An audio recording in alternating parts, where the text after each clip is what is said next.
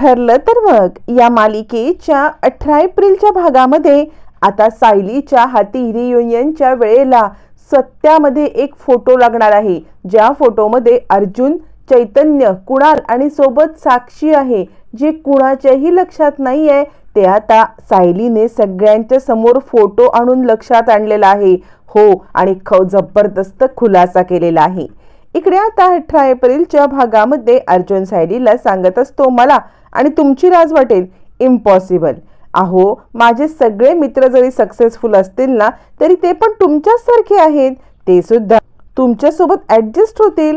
काय वेड्यासारखं बोलताय? आणि खरं सांगू तर मला तुमची लाज अजिबात वाटणार नाही, उलट मला प्राऊड वाटेल। मी सगळ्यांच्या समोर ओरडून ओरडून सांगेल की ही माझी बायको आहे आणि त्याचा मला अभिमान आहे, मला जगातली बेस्ट बायको मिळालेली आहे, असं म्हणत अर्जुन सायलीचं कौतुक करत असतो। सायली म्हणते, सर खरंच, म्हणजे मी उगाचच नको तो काहीतरी विचार करत होते। आणि फायनली सायली अर्जुन सोबत रियुनियनला जाण्यासाठी तयार होते। आता इकडे सगळे मित्र जमलेले असताना अर्जुन आणि सायलीची धमाकेदार एंट्री होते। अर्जुन धावत पळत येऊन सगळ्या मित्रांना मिठी मारतो आणि सगळेजण अर्जुनचं कौतुक करतात। त्याच वेळेला पूजा नावाची मुलगी म्हणते, अर्जुन अरे तू तर त्या वेळेपेक्षा जास्त हँडसम झालास, मला तर वाटतंय ही फ्रेशर्स पार्टी आहे, फ्रेशर्स पार्टी। असं म्हटल्यावरती सगळेजण अर्जुनचं कौतुक करतात आणि म्हणतात, काय रे चैतन्य कुठे आहे? आणि अर्जुन, आम्हाला समजले तू लग्न केलंस म्हणून। यावरती अर्जुन आता सायलीला बोलवतो आणि तोपर्यंत तितक्यात आलेली असते ती म्हणजे मानसी। मानसी आल्यावरती सगळेच जण ओरडायला लागतात, मानसी मानसी। त्यावेळेला मानसी येऊन अर्जुनला मिठी मारते। सायलीला हे काही आवडत नाहीये। त्यावरती मानसी म्हणते, मग मी आणि अर्जुन आधीपासून कॉन्टॅक्टमध्ये आहोत। यावरती मित्र म्हणतात, तुम्ही आधी सुद्धा कॉलेजमध्ये आम्हाला नेहमी सरप्राईज द्यायचात, आत्ता सुद्धा आम्हाला सरप्राईजच मिळालं। आणि अर्जुन, अरे बायकोची ओळख तरी करून दे। त्यावरती मानसी म्हणते, एक मिनिट, मी बायकोची ओळख करून देते। असं म्हणत मानसी आता इकडे सायलीला समोर आणते आणि ही अर्जुनची एकदम क्यूट बायको सायली, असं म्हणत आता मात्र मानसी सगळ्यांशी ओळख करून देते। सायली सगळ्यांशी ओळख करून घेत असतानाच एकदम धमाकेदार एंट्री करत तिकडे चैतन्य येतो। चैतन्य साक्षीला घेऊन येतो आणि त्याच वेळेला सगळेजण चैतन्याला वेलकम करतात। चैतन्य सगळ्यांना ओळख करून देतो आणि तोपर्यंत मानसी येते आणि चैतन्याला मिठी मारते। अरे मी जुजूला विचारलं की चैतन्य कुठे आहे, पण तुमची काही भेटच झाली नाहीये। मग आता चैतन्य सगळ्यांना हाय वगैरे करतो आणि त्याच वेळेला त्यांचाच एक मित्र केदार हा आता इकडे साक्षीकडे एकटक पाहत बसतो। त्याला संशय येतो की या मुलीला मी कुठेतरी पाहिलंय, पण कुठे पाहिलंय हे त्याला काही आठवत नसतं। त्यावेळेला तो विचार करतो, कुठे पाहिलंय बरं मी हिला? तो एकटक पाहत बसतो आणि आता त्याच वेळेला इकडे चैतन्य ओळख करून देतो, ही माझी गर्लफ्रेंड साक्षी आणि माझी होणारी बायको साक्षी, असं म्हणत तो सगळ्यांना साक्षीची ओळख करून देतो। ओळख करून देता येता तो अर्जुन पर्यंत येतो आणि अर्जुनची पण हात मिळवणी करतो। त्यावेळेला मित्र म्हणतात, पण आज ही जय वीरूची जोडी अशी लांब लांब का पळते?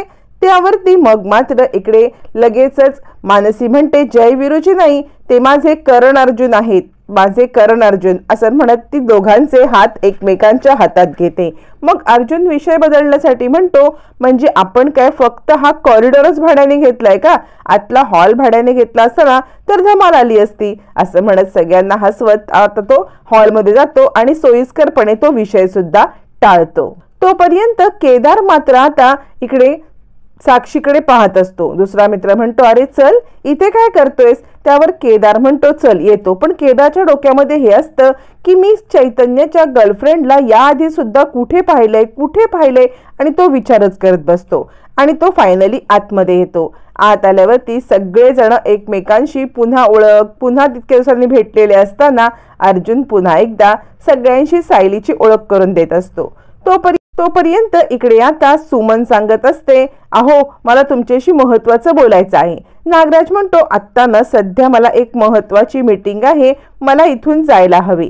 हे सगळं प्रिया ऐकत असते आणि ती विचार करते या नागोबाची कसली महत्वाची मीटिंग आहे ते मला माहिती आहे ना. या नागोबाला जे काम करायला जायचंय ना आता ते काम त्याचं कसं मी हाणून पडते तेच बघा, असा विचार करत प्रिया पण त्या कॅफेमध्ये, ज्या कॅफेमध्ये नागराज हा महिपतच्या माणसांना भेटायला चाललेला असतो त्याच कॅफेमध्ये त्याचं भांडं फोडण्यासाठी जाणार असते.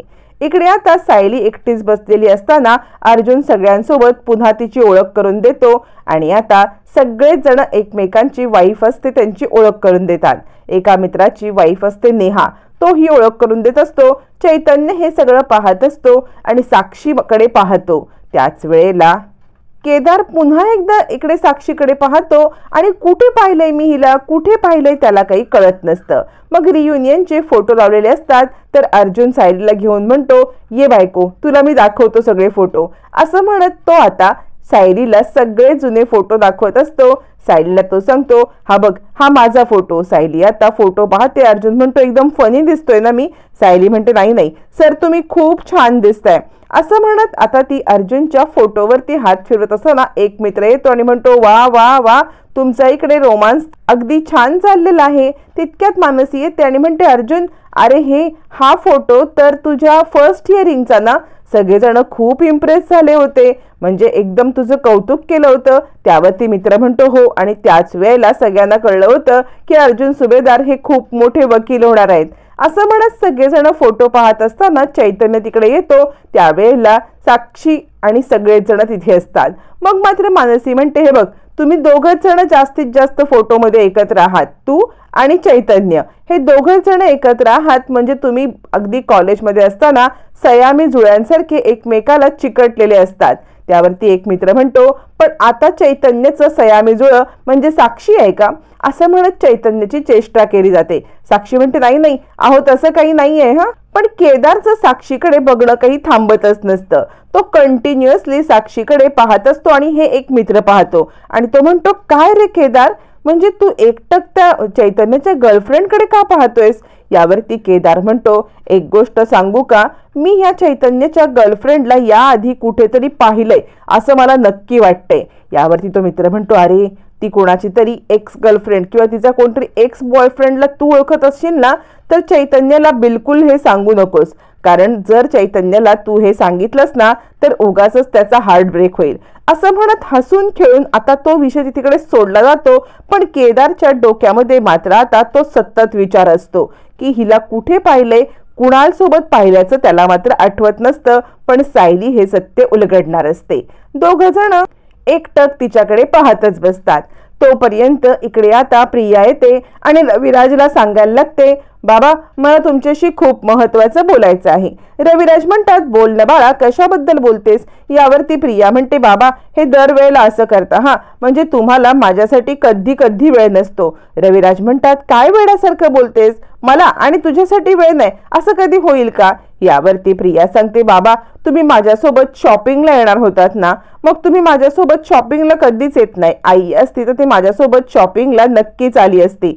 यावरती रविराज म्हणतात अरे बापरे म्हणजे आता काही मी शॉपिंगला यायचं. प्रिया म्हणते बाबा ठीक आहे शॉपिंगला नाही आलात तरी सुद्धा चालेल, पण ना तुम्ही माझ्यासोबत कॅफेमध्ये तर येऊ शकता ना. यावरती आता मात्र रविराज म्हणतात ठीक आहे बाळा कॅफेमध्ये यायचंय ना, मी तुझ्यासोबत कॅफेमध्ये यायला तयार आहे चल. असं म्हणत ते आता प्रियासोबत कॅफेमध्ये जायला तयार होतात. प्रिया त्यांना त्याच कॅफेमध्ये घेऊन चाललेली असते ज्या कॅफेमध्ये नागराज गेलेला असतो आणि नागराजने तिथे आता महिपतच्या माणसांना भेटायला बोलवलं असतं. महिपतचं भांडं फोडण्यासाठी प्रियाने हा प्लॅन केलेला असतो आणि ती नागराजला घेऊन तिकडून निघून जाते. आता मात्र रविराज आणि प्रिया त्याच कॅफेमध्ये जायला निघतात. इकडे मात्र रियुनियनची पार्टी चालू असते. सगळेजण खेळीमेळीचं वातावरण असतं. पण मानसीला सतत डाऊट येत असतो की चैतन्य आणि अर्जुन हे एकमेकांपासून वेगळे का आहेत. पण ती आता काही बोलणार तितक्यात इकडे सगळे मित्रमैत्रिणी छानपैकी गप्पा टप्पा मारत चाललेले असताना मग मात्र सगळेजण खाण्याच्या टेबलवरती येतात. अर्जुन चैतन्य सायली सगळेजण खाण्याच्या टेबलवरती येतात. त्यावेळेला चैतन्य तिकडे येतो आणि अर्जुन म्हणतो बायको हे घे ना, असं म्हणत तो आता सायलीसाठी काहीतरी ऑफर करतो. त्याच वेळेला एक मित्र म्हणतो अरे तू यांना बायको म्हणतोस, मी नाही पूजाला कधी बायको म्हटलं. आता पूजाला बायको नाही म्हटल्यावर ती दोघांना आश्चर्य वाटतं. म्हणजे तू पूजासोबत लग्न केलंस असं चैतन्य आणि अर्जुन एकाच वेळेला एकच शब्द बोलतात.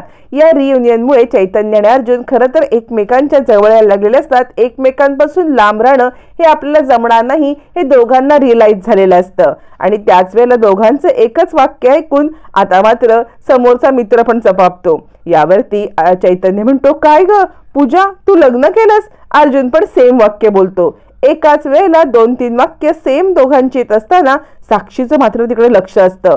म्हणजे आता हे दोघं जण एकमेकांच्या अधिकच जवळ येत आहेत. या रियुनियनला आल्यामुळे दोघांच्या मैत्रीमध्ये आता पुन्हा एकत्रितपणा येणार की काय आणि माझे 12 वाजणार की काय असा साक्षी विचार करत बसते.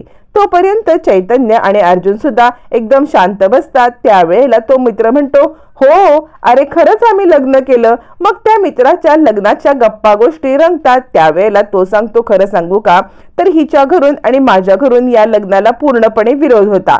त्यामुळे आम्हाला पळून जाऊन लग्न करावं लागलं. यावरती मग मात्र अर्जुन म्हणतो, अगं पूजा, मला तुझं इतकं वाईट वाटतंय ना. म्हणजे काय काय तुला सोसावं लागत असेल मला खरंच माहिती आहे. म्हणजे हा नवरा तुला पसंत पडला.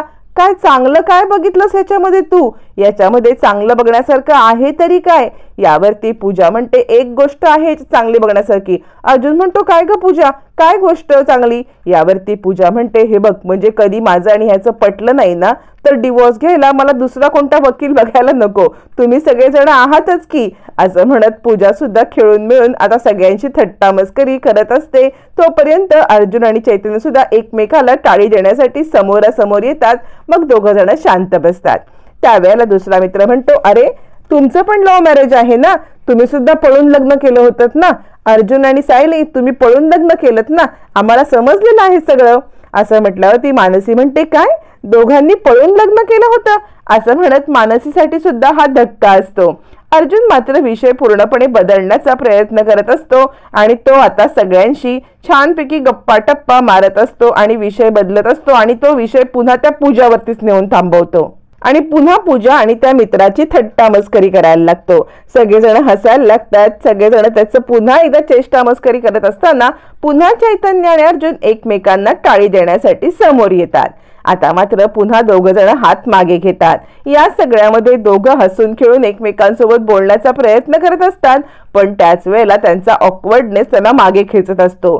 सायली हे सगळं पाहत असते आणि ती विचार करते, या रियुनियनमुळे जर चैतन्य आणि अर्जुन सर यांच्यामध्ये पुन्हा मैत्री झाली तर, या दोघांचं रूपांतर पुन्हा मैत्रीत झालं तर किती छान होईल. असा सायली छानपैकी विचार करते. तोपर्यंत इकडे साक्षीचा विचार चालू असतो, हे दोघं जण एकत्र आले तर माझ्यासाठी धोक्याची घंटा आहे. नाही, हे दोघं जण एकत्र येता कामा नये. असं म्हणत साक्षी या दोघांना वेगळं करण्याचा तर सायली या दोघांना एकत्रित आणण्याचा विचार करत असते. पण नियतीच्या मनामध्ये वेगळंच असतं. आता मात्र चैतन्य आणि अर्जुन दोघं जण डुएट सॉन्ग गात असतात.